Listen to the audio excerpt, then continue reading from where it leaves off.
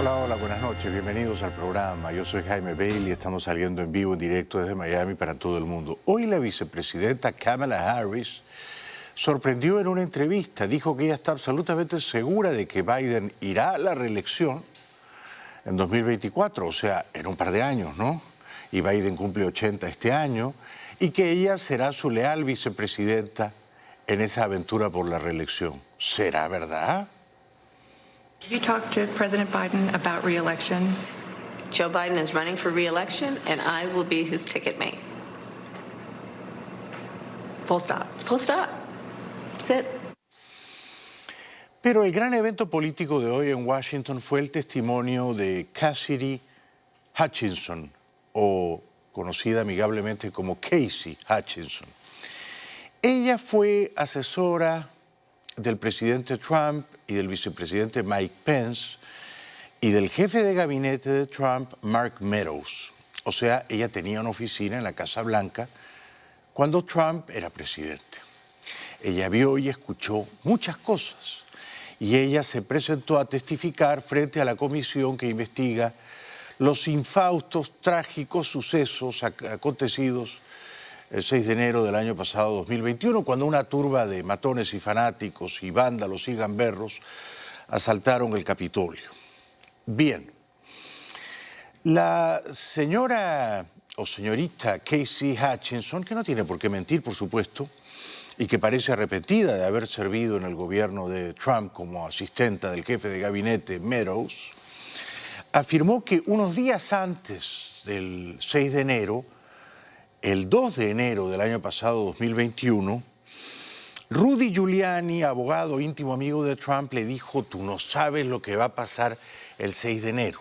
Va a ser un gran día. Prepárate, Casey, que el 6 de enero va a ser un día tremendo. Do you remember Mr. Giuliani meeting with Mr. Meadows on January 2nd, 2021? I do. He met with Mr. Meadows in the evening of January 2nd, 2021. And we understand that you walked Mr. Giuliani out of the White House that night, and he talked to you about January 6th. What do you remember him saying? As Mr. Giuliani and I were walking to his vehicles that evening, he looked at me and said something to the effect of, Cass, are you excited for the 6th? It's going to be a great day. I remember looking at him and saying, Rudy, could you explain what's happening on the 6th? He had responded something to the effect of, we're going to the Capitol. It's going to be great. The president's going to be there. He's going to look powerful. He's going to be with the members. He's going to be with the senators. Talk to the chief about it. Talk to the chief about it. He knows about it. Porque Trump no reconocía su derrota electoral y Trump quería ir con su turba de fanáticos y matones y vándalos y gamberros a asaltar el Capitolio. En efecto, la señora Casey Hutchinson habló con su jefe directo, Mark Meadows, que a su vez era jefe de gabinete del presidente Trump. El señor Meadows, a diferencia de Giuliani, no estaba tan entusiasmado, estaba más preocupado. Y le dijo a ella, mira, las cosas el 6 de enero, y estamos hablando de que conversaban el 2 de enero, en vísperas de, las cosas el 6 de enero se pueden torcer y pueden terminar mal, muy mal, como en efecto terminaron. And did you go back then up to the West Wing and tell Mr. Meadows about your conversation with Mr. Giuliani? I did. After Mr. Giuliani had left the campus that evening, I went back up to our office and I found Mr. Meadows in his office on the couch. He was scrolling through his phone. I remember leaning against the doorway and saying, I just had an interesting conversation with Rudy, Mark. Sounds like we're going to go to the Capitol. He didn't look up from his phone and said something to the effect of, there's a lot going on, Cass, but I don't know. Things might get real bad on January 6th. Y esto fue lo que ocurrió, pero no fue un accidente y no fue una manifestación espontánea de la turbamulta. Esa muchedumbre, esa multitud fue convocada por Trump, asusada por Trump, instigada por Trump y comisionada o combinada por Trump para dirigirse al Capitolio. De hecho, y lo vamos a ver en unos minutos, Trump quería encabezar a esa turbamulta, a esa muchedumbre de fanáticos en su irrupción violenta al Capitolio. Cuenta la señora Hutchinson, que era asistenta del presidente, del jefe de gabinete, que estaba ahí en la Casa Blanca, que veía y escuchaba todo, que Trump estaba furioso porque el mitin del 6 de enero, previo al asalto al Capitolio, no convocó a tanta gente como él esperaba. Y había algunos espacios vacíos y entonces Trump estaba irritado. When we were in the offstage announce area tent behind the stage, he was very concerned about the shot, meaning the photograph that we would get, because the rally space wasn't full. One of the reasons, which I've previously stated, was because he wanted it to be full and for people to not feel excluded because they'd come far to watch him at the rally. And he felt the Mags were at fault for not letting everybody in. But another leading reason, and likely the primary reason, is because he wanted it full and he was angry that we weren't letting people through the Mags with weapons, what the Secret Service deemed as weapons and our weapons. Cuando hablan de los MAGAs, me toca a mí explicar quiénes eran los MAGAs o quiénes siguen siendo. Son los fanáticos de Trump, es decir, los Make America Great Again. Estos son los MAGAs, porque una y otra vez dicen, sí, es que los MAGAs llegaron, pero no había tantos MAGAs, pero los MAGAs traían armas y Trump dio instrucciones de que no les quitaran las armas a los MAGAs. Los MAGAs son, en esa abreviatura, en la cofradía, en la secta de Trump, sus fanáticos. When we were in the offstage announce tent, I was part of a conversation. I was in the vicinity of a conversation where I overheard the president say something to the effect of, you know, I don't effing care that they have weapons. They're not here to hurt me. Take the effing mags away. Let my people in. They can march to the Capitol from here. Let the people in. Take the effing mags away. Ella ha corroborado hoy, y no tiene por qué estar mintiendo, que el presidente Trump dio instrucciones a sus agentes del servicio secreto para que no confiscaran, no decomisaran las armas de sus fanáticos en el mitin previo a mediodía, ese 6 de enero. Luego sus fanáticos irían, algunos de ellos armados, a asaltar el Capitolio.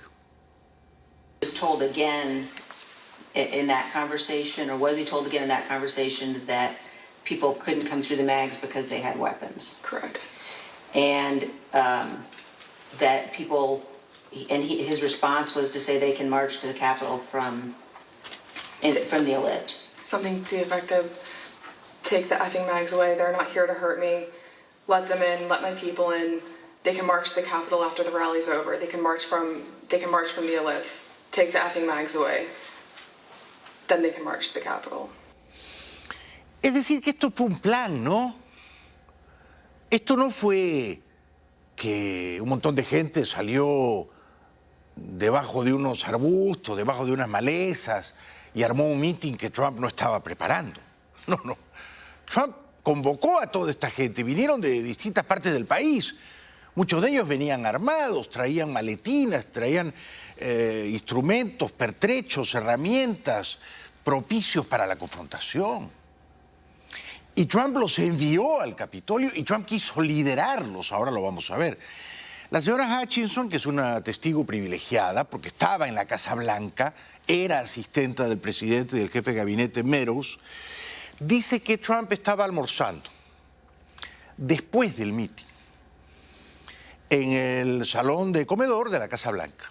Estaba viendo la televisión y vio que su fiscal general, Bill Barr, daba una entrevista y decía que no se había perpetrado fraude en noviembre de 2020 y que por lo tanto el triunfo de Biden era limpio y legítimo. Ella, la señora Hutchinson, cuenta, y lo vio, que Trump montó en furia, tuvo un ataque feroz de cólera y estaba tan enfadado que arrojó su comida contra las paredes, manchándola de comida y de ketchup y rompiendo la vajilla. The physical altercation that Ms. Hutchinson described in the presidential vehicle was not the first time that the president had become very angry about issues relating to the election. On December 1, 2020, Attorney General Barr said in an interview that the Department of Justice had now not found evidence of widespread election fraud sufficient to change the outcome of the election. Ms. Hutchinson, how did the president react to hearing that news? After Mark had returned, I left the office and went down to the dining room, and I noticed that the door was propped open and the valet was inside the dining room changing the tablecloth off of the dining room table. He motioned for me to come in and then pointed towards the front of the room near the fireplace mantel and the TV, where I first noticed there was ketchup dripping down the wall and there's a shattered porcelain plate on the floor. The valet had articulated that the president was extremely angry at the Attorney General's AP interview and had thrown his lunch against the wall, which was causing them to have to clean up. So I grabbed a towel and started wiping the ketchup off of the wall to help the valet out. And he said something to the effect of, he's really ticked off about this. I would stay clear of him for right now. He's really, really ticked off about this right now. Pero no fue la única vez que Trump, siendo presidente, tiraba su comida contra la pared en un rapto de furia y de cólera ciega. Todos tenemos, por supuesto, derecho a molestarnos, ¿no? Pero si eres presidente de los Estados Unidos, no puedes andar tirando los platos contra la pared, enfrente de los mozos, los camareros, los cocineros, la chica que tenía que estar limpiando el ketchup en la pared que derramaba el presidente. No te puedes comportar como un niño malcriado, ¿no? No, ella cuenta que lo hacía de vez en cuando, que era frecuente que Trump tuviera estas explosiones de cólera y tirara la vajilla, la rompiera y la comida quedaba diseminada, adherida a las paredes. Impresentable. And Ms. Hutchinson, was this the only instance that you are aware of where the president threw dishes? It's not. And are there other instances in the dining room that you recall where he expressed his anger? There were several times throughout my tenure with the Chief of Staff that I was aware of him either throwing dishes or flipping the tablecloth to let all the contents of the table go onto the floor and likely break or go everywhere. ¿Qué clase de patán, de grosero haría esto? No solo tirar los platos contra la pared, no, jalar el mantel entero para que toda la vajilla caiga y se rompa. Es una absoluta falta de respeto al personal que trabaja en la Casa Blanca. Además, él no es dueño de esa vajilla. Él es un inquilino de la Casa Blanca. Tiene que preservar el mobiliario, la vajilla, los artículos de uso diario en el servicio al presidente, ¿no? No se puede comportar así. Me parece que es inaceptable. Luego, hoy, en las audiencias de esta comisión del 6 de enero de 2021, se recuerda que cuando Bill Barr tuvo la dignidad de presentarle la renuncia al presidente Trump, este golpeó la mesa ferozmente, de nuevo, como un matón. And Ms. Hutchinson, Attorney General Barr described to the committee the president's angry reaction when he finally met with President Trump. Let's listen. And I said, look, I know that you're dissatisfied with me, and I'm glad to offer my resignation. And he pounded the table very hard. Everyone sort of jumped, and he said, accept it.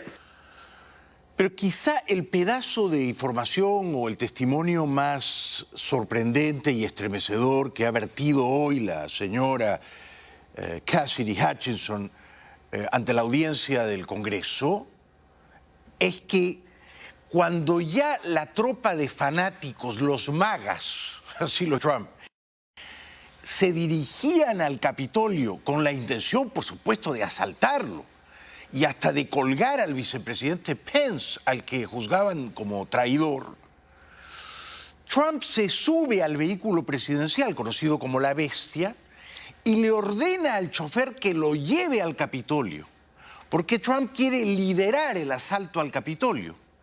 Y el chofer salva a Trump de cometer ese crimen abyecto.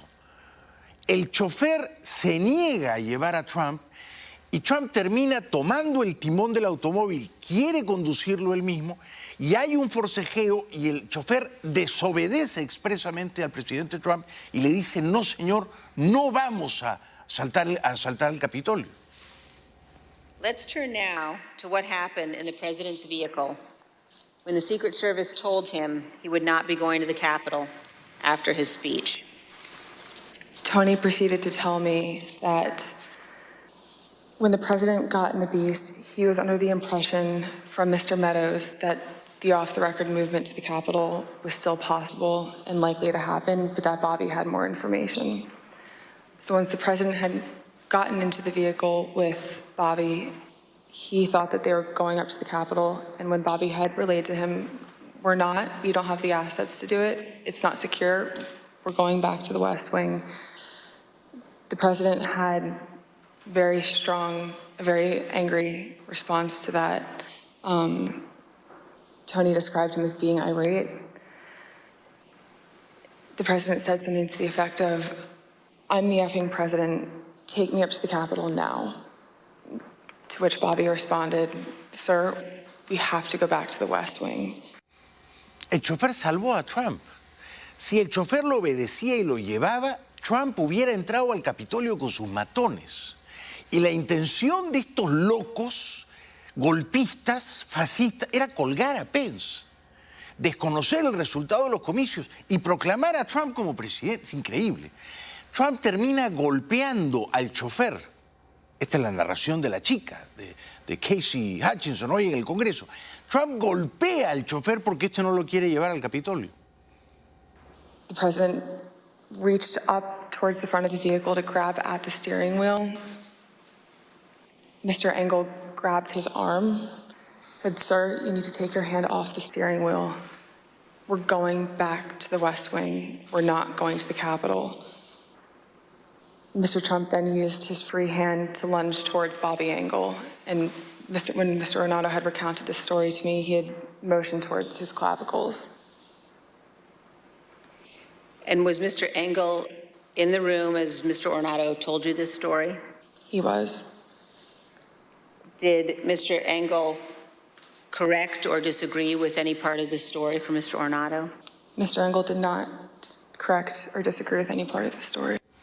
Todo esto ocurrió. Ella no tendría cómo estar fabricándolo o fabulándolo. No se atrevería a mentir. Todo esto ocurrió. Pero es increíble. Es que Trump no solo mandó a sus matones a asaltar al Capitolio y a colgar a Pence, es que él quiso liderarlos y entrar con ellos. El chofer salva a Trump de cometer semejante crimen. Era un golpe de Estado. Era literalmente un golpe de Estado comandado por el presidente en función. Algo nunca visto en este país, ¿no? Mr. Cipollone said something to the effect of, please make sure we don't go up to the Capitol, Cassidy. Keep in touch with me. We're going to get charged with every crime imaginable if we make that movement happen. And do you remember which crimes Mr. Cipollone was concerned with? In the days leading up to the 6th, we had conversations about potentially obstructing justice or defrauding the electoral count. Querían colgar al vicepresidente republicano Mike Pence. Esto se habló hoy también en la audiencia de Casey Hutchinson. Y Trump apoyaba que lo colgaran, que lo ahorcaran, quiero decir, ¿no? Que lo mataran. En el pleno Capitolio. Se lo merece, decía Trump. Let me pause here on this point. As rioters chanted, "Hang Mike Pence," the President of the United States, Donald Trump, said that, quote, "Mike deserves it," and that those rioters were not doing anything wrong. This is a sentiment that he has expressed at other times as well. In an interview with ABC News correspondent Jonathan Karl, President Trump was asked about the supporters chanting "Hang Mike Pence" last year. Instead of condemning them, the former president defended them. Y entonces se ha propalado, difundido hoy un audio de una entrevista que concede Trump después del asalto al Capitolio el 6 de enero del año pasado, en la que Trump básicamente defiende la intención de los matones de ajusticiar al señor Pence. Y dice, bueno, era una cuestión de sentido común. El señor Pence era un traidor, se había plegado a conspiradores que hicieron el fraude contra mí, por lo tanto mis defensores, los magas, tenían todo el derecho de acabar con la vida de Pence. Because it's common sense, John. It's common sense that you're supposed to protect. How can you, if you know a vote is fraudulent, right? Yeah. How can you pass on a fraudulent vote to Congress? Bueno, esto ha sido lo principal de la audiencia de hoy, el testimonio estremecedor de Casey Hutchinson, que era asistente de Trump, de Pence y de Mark Meadows, y que vio y escuchó todo lo que ha narrado hoy. Lo más interesante no es tanto que Trump tiraba los platos a cada rato y rompía la vajilla de la Casa Blanca, no, lo más interesante es que Trump quiso ir en su vehículo presidencial a asaltar el Capitolio con sus matones, y el chofer lo disuadió o se lo impidió usando la fuerza bruta. Increíble, ¿no? Digno de una república bananera. Por eso digo yo, uno puede ser republicano, demócrata, de derecha, de izquierda, lo que usted quiera, pero Trump no merece volver a ser presidente de este país. Ya regresamos.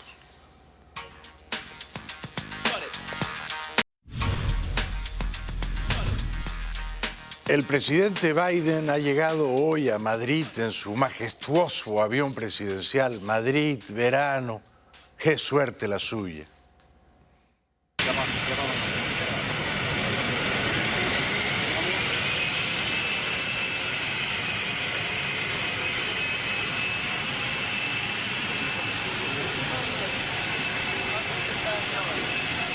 ¿Tienes contigo? Sí, tranquilo, no te preocupes. Sí, pero no te preocupes. Y yo soy el fotógrafo. No estoy preocupado, pero no estoy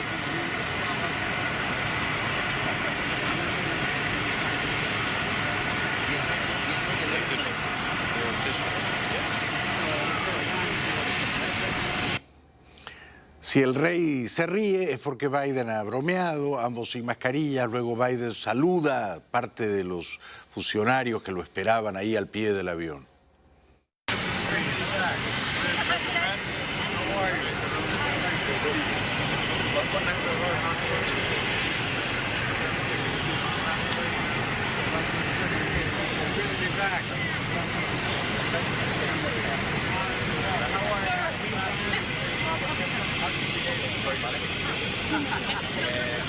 Conmigo, conmigo. Aquí atrás, más para atrás, por favor. Más para atrás. Más para atrás. Imágenes de la caravana presidencial, Biden en el vehículo apodado La Bestia, porque es casi invulnerable, recorriendo las autopistas periféricas de Madrid. Claro, tienen que dejar pasar ahora a esto, ¿sabes? Y claro, aquí hay un pollo montado. Es que yo no sé qué coño ha pasado. Sí, me han dado... Es un poco raro, ¿eh? Porque esto... Estamos grabando todo esto. Ahí van los turcos. Pues se tienen que apartar, ¿sabes? Además eso se convierte en un solo carril, o van tirando.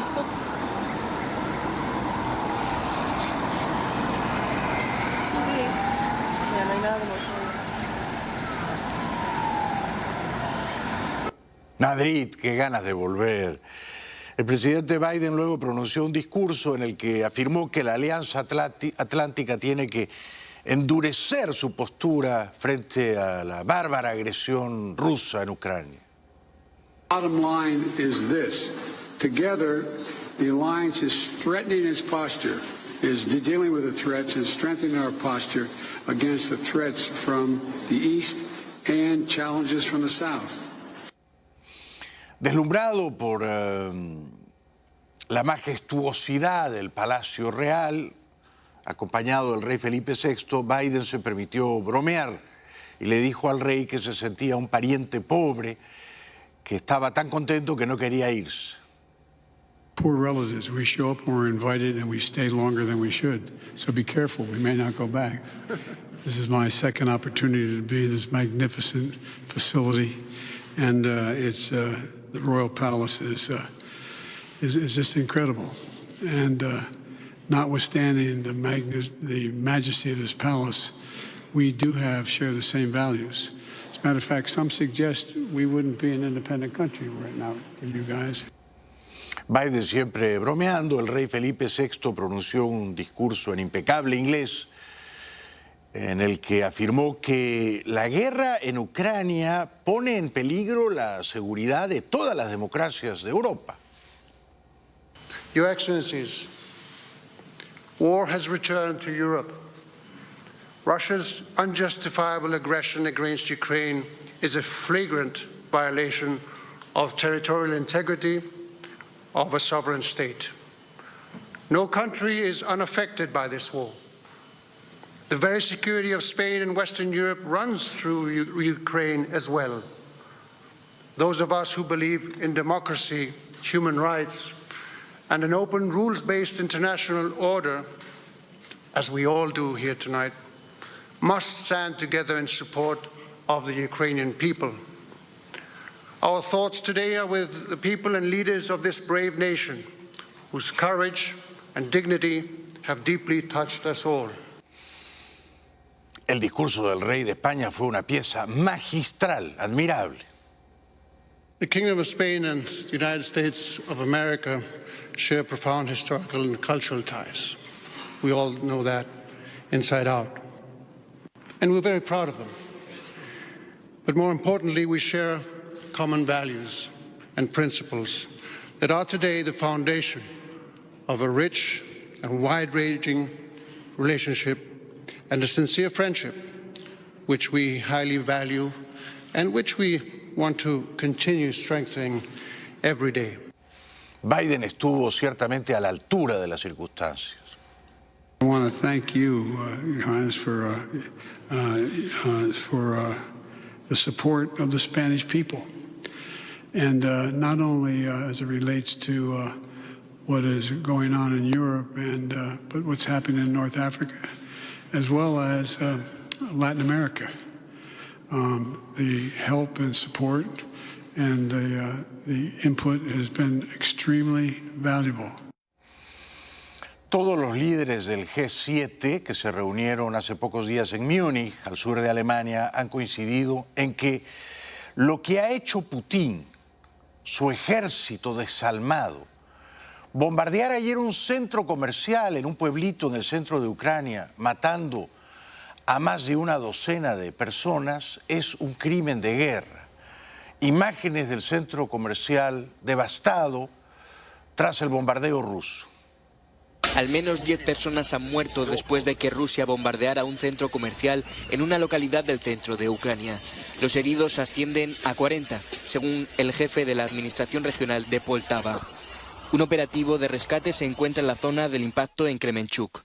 Las autoridades locales han apuntado que el número de muertos podría ser elevado. El presidente del país, Volodymyr Zelensky, ha señalado en Facebook que en el centro se encontraban más de 1000 civiles. Zelensky ha destacado que el edificio no planteaba peligro para el ejército ruso ni tenía ningún valor estratégico. Ha agregado que es inútil esperar humanidad por parte de Rusia. ¿Por qué bombardear un centro comercial? No había ninguna instalación militar cercana. Imágenes de gente tratando de escapar luego del bombardeo.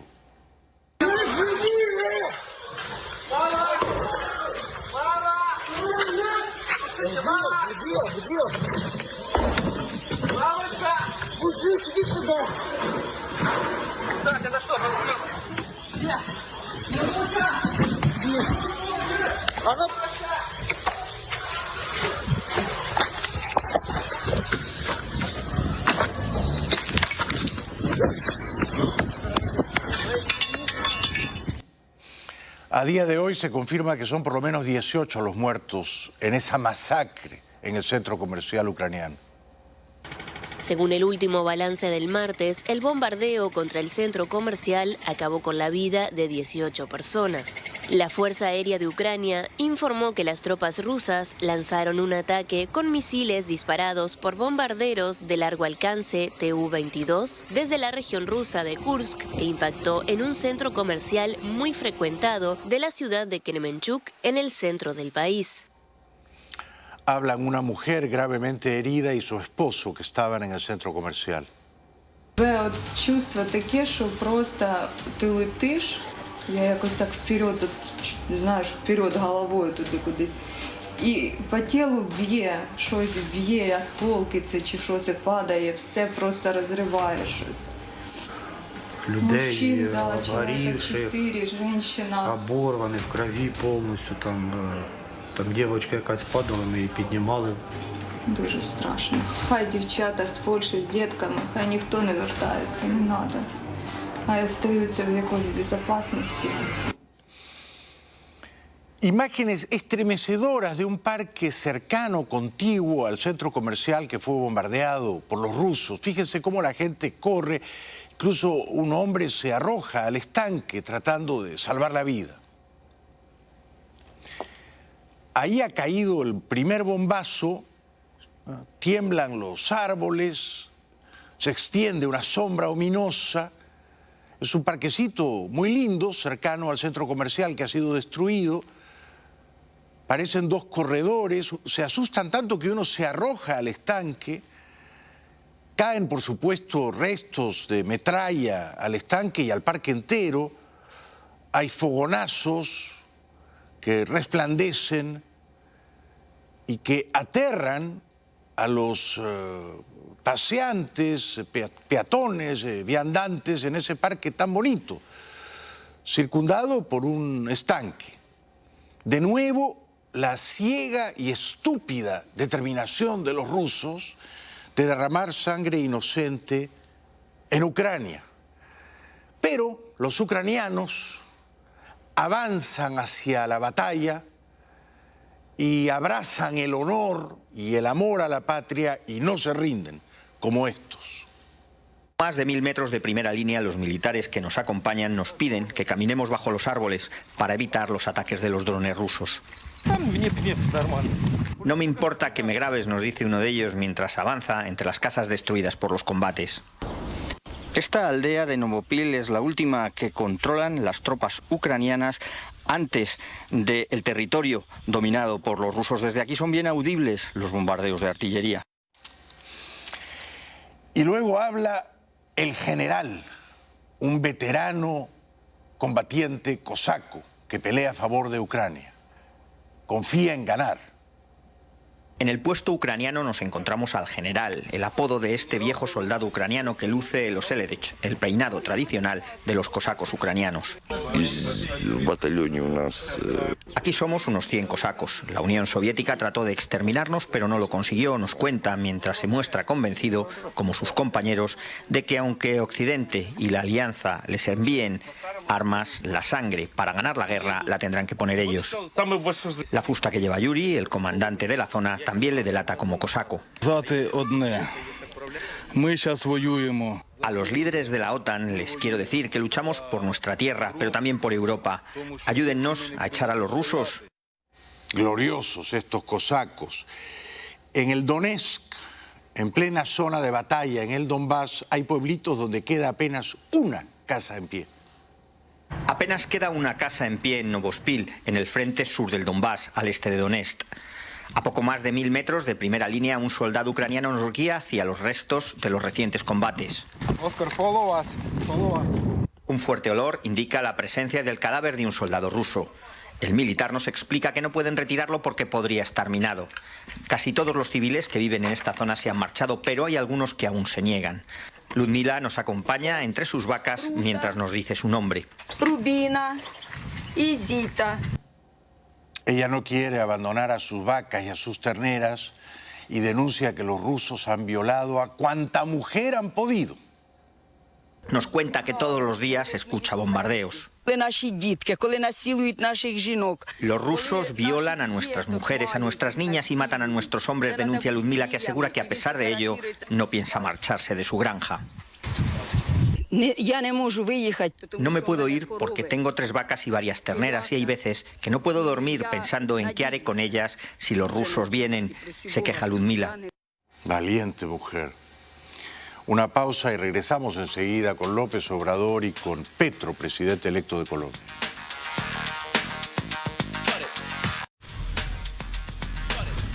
Una tragedia, una más, han encontrado en San Antonio, Texas, cerca de la frontera con México, un camión con un remolque. En el remolque había 51 cuerpos sin vida.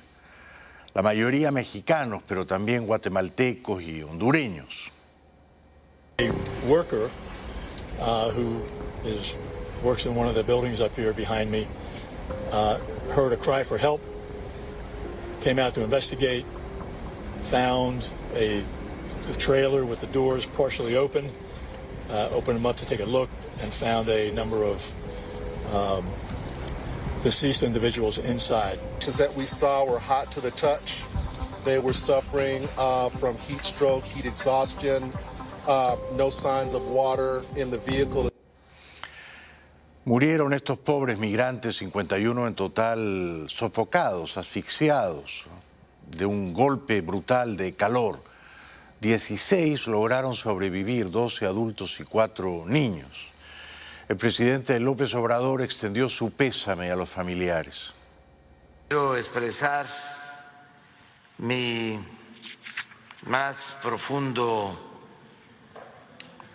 pésame a familiares de migrantes mexicanos, guatemaltecos, hondureños, que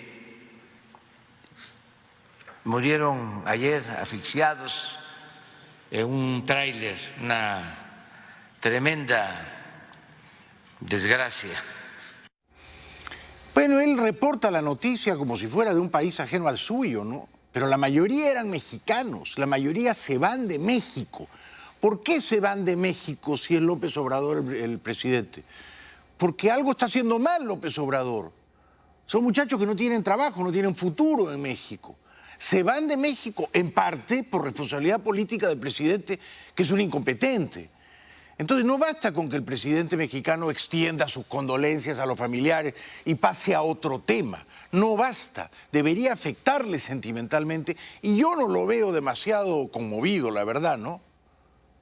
Hasta ahora son 50 los fallecidos, 22 de México, 7 de Guatemala, 2 de Honduras y 19 todavía sin información sobre su nacionalidad. Tienen las cifras malas, por supuesto, son 51 muertos, no 50, más de 30 eran mexicanos, y él no se da por aludido. Son mexicanos que se van del país porque López Obrador hace las cosas muy mal y porque en México no gobierna López Obrador, gobiernan los narcos. Entonces él dice, bueno, estamos atentos, vamos a apoyar para repatriar los cadáveres aquí a México y ayudar a los familiares. No se siente tocado en su espina dorsal como líder, como presidente. Debería comprender que estas tragedias son una muestra patente de que algo anda muy mal en México, muy mal encaminado para que la gente se vaya así metida en trailers, en remolques, de una manera completamente inhumana, como ganado de carga. ¿Cuán desesperados tienen que estar esos mexicanos? Vamos a estar atentos para apoyar a los familiares de las víctimas, el traslado de los cuerpos y desde luego hacer la investigación en lo que a nosotros nos corresponde, porque estos hechos lamentables que desde luego tienen que ver con la situación de pobreza, de desesperación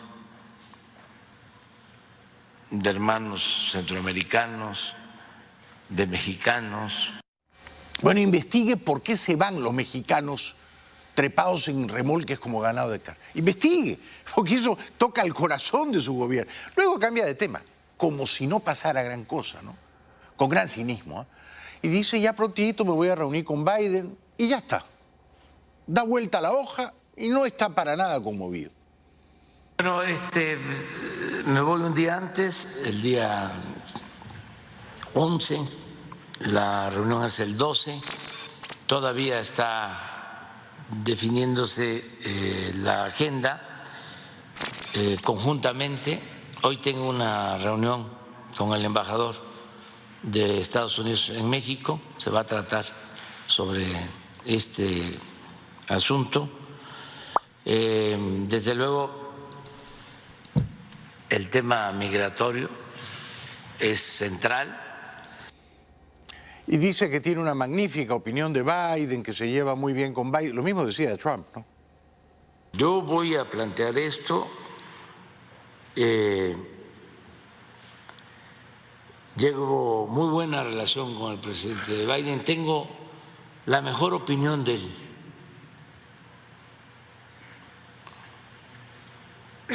Creo que es una gente buena, humana, no es un conservador despiadado.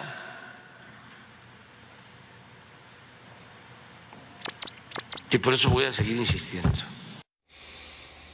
Pero Trump quizás sí es un conservador despiadado y con Trump también se llevaba bien y era una gente muy buena y muy humana, ¿no es cierto? Ya regresamos con Petro, presidente electo de Colombia.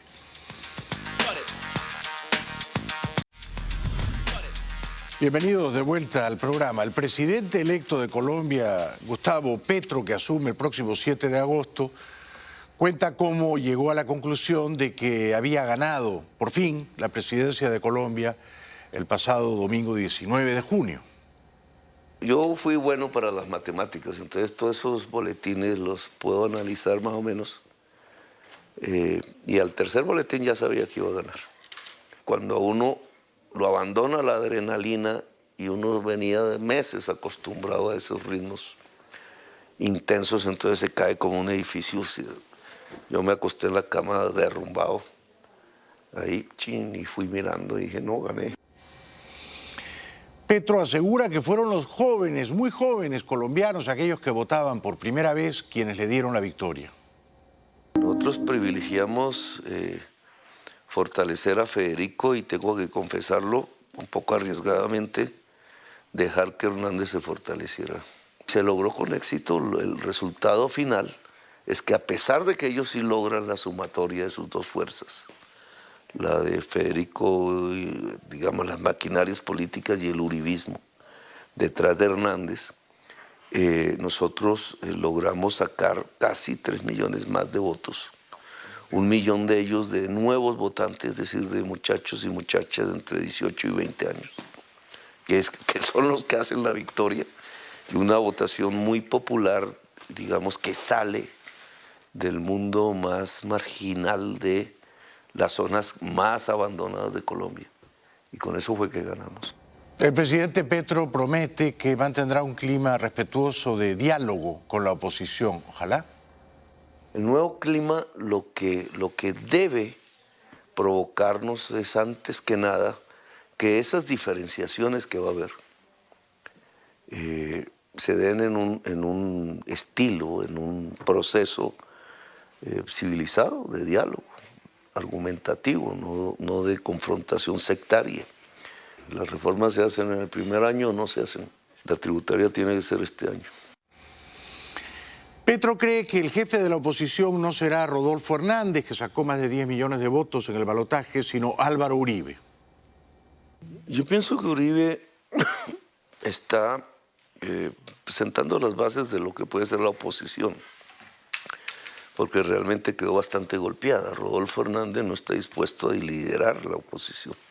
Está en otra tónica, digamos, con su fórmula vicepresidencial.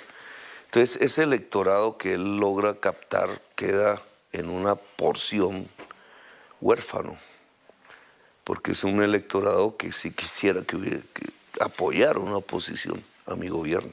Nos saltamos.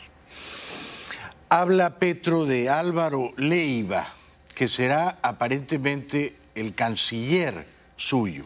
Y ha anunciado que Álvaro Leiva, del Partido Conservador, será su canciller, Leiva Durán. Ha sido un constructor de la paz desde hace muchos años, odiado por determinados gobiernos, otros se han apoyado en él, ha mantenido una actitud independiente de todos los gobiernos, es de origen conservador y bastante conservador. Una familia, digamos, política durante todo el siglo XX fue fundamental para el Partido Conservador. Pero es un conservatismo que logra ver en las opciones de paz incluso un progresismo. Petro habló también de la complejidad de las relaciones con Venezuela. No critica a Maduro y no dice que Venezuela es una dictadura. Se estableció la comunicación con Venezuela, con Maduro, que es un proceso un poco más complejo porque hay muchos años de ruptura y somos vecinos, entonces los temas militares, por ejemplo, se vuelven complejos. El dominio que hoy tienen las bandas multicrimen de la frontera es muy grande, muy profundo. Recuperar esa frontera va a ser un proceso largo. Los acuerdos económicos y de integración que se venían adelantando, que había una institucionalidad incluso creada durante décadas para eso, pues todo eso se rompió. Entonces hay que reconstruir, comenzar de cero desde muy diversos aspectos. Esperemos que no sea un aliado de Maduro y de Díaz-Canel y de Daniel Ortega. Finalmente, Petro dice que si él fracasa, entonces las tinieblas se van a apoderar de la sociedad colombiana. Si yo fallo, vienen las tinieblas, porque arrasarán con nosotros. Así que yo no puedo fallar.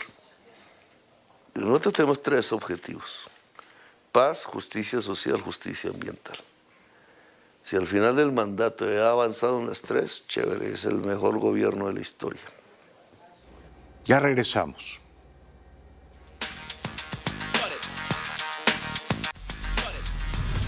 Para terminar, un juez ha condenado a 20 años de cárcel a Ghislaine Maxwell, la amiga íntima del magnate pedófilo Jeffrey Epstein, que se suicidó en la cárcel. Ghislaine Maxwell has been sentenced to 20 years in prison for recruiting, grooming, and trafficking minors from 1994 to 2004 with her romantic partner, Jeffrey Epstein. A New York federal judge handed down the sentence just a short time ago. Maxwell was facing up to 55 years for her crimes of luring the young girls for Epstein. Epstein took his own life while awaiting trial. Esto ha sido todo por hoy. Muchas gracias por acompañarnos. Seguiremos conspirando mañana. Gracias. Buenas noches.